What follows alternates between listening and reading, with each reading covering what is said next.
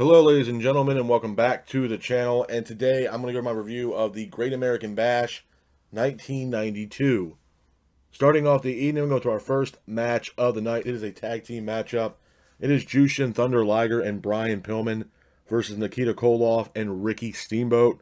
I thought this was a good opening match to start Great American Bash 1992.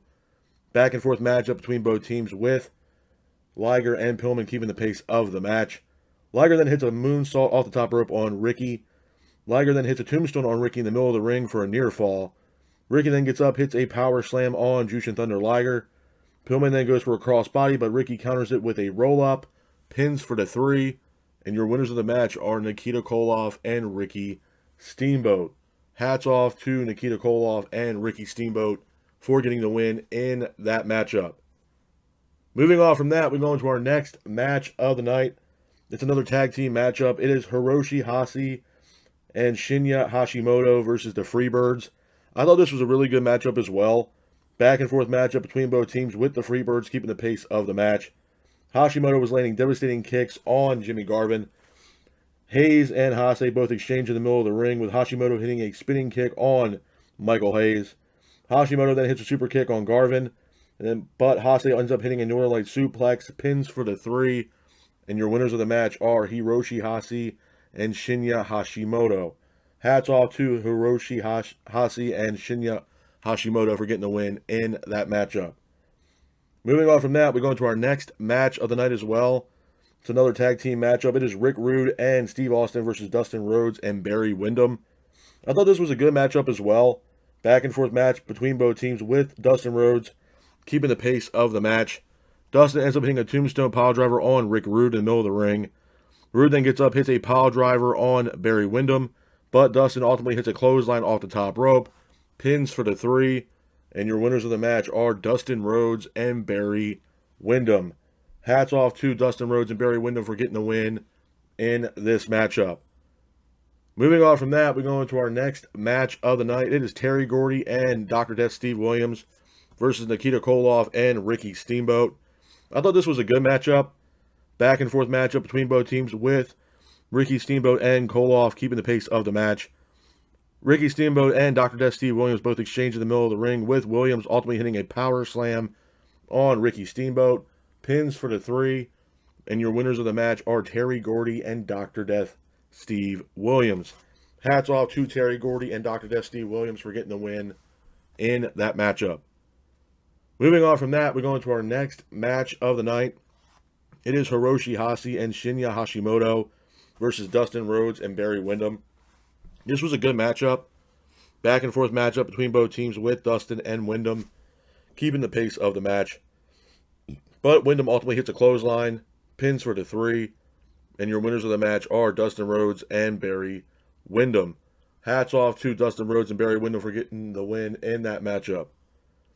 Moving on from that, we go into our next match of the night. It's for the WCW Heavyweight Championship. It is Vader versus Sting. I thought this was a great match, one of the best rivalries in WCW, in my honest opinion.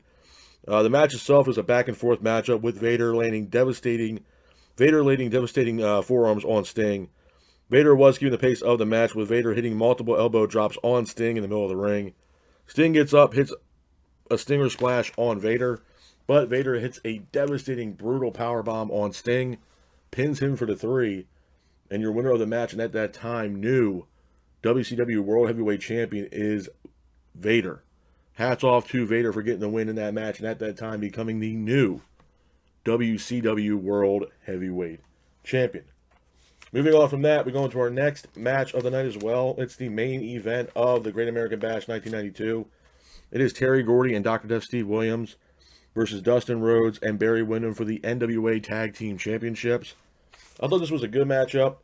Back and forth matchup between both teams with Gordy and Williams keeping the pace of the match, but Williams ultimately hits a clothesline on Rhodes, pins for the 3, and your winners of the match are Terry Gordy and Dr. Death Steve Williams. Hats off to Terry Gordy and Dr. Death Steve Williams for getting the win in that matchup. A couple of things I'm going to say about Great American Bash 1992 before I get out of here, man. Number one, it was an okay event. It wasn't the best. Definitely wasn't the worst. The opening matchup, Jushin Thunder Liger and Brian Pillman teaming up against Nikita Koloff and Ricky Steamboat. Really good matchup. You kind of have the heavyweights go up against the light heavyweights, or the cruiserweights, if you will. It was a really good matchup, man. I just kind of wish, Liger and Pillman ended up getting the win in that match, but unfortunately they did not.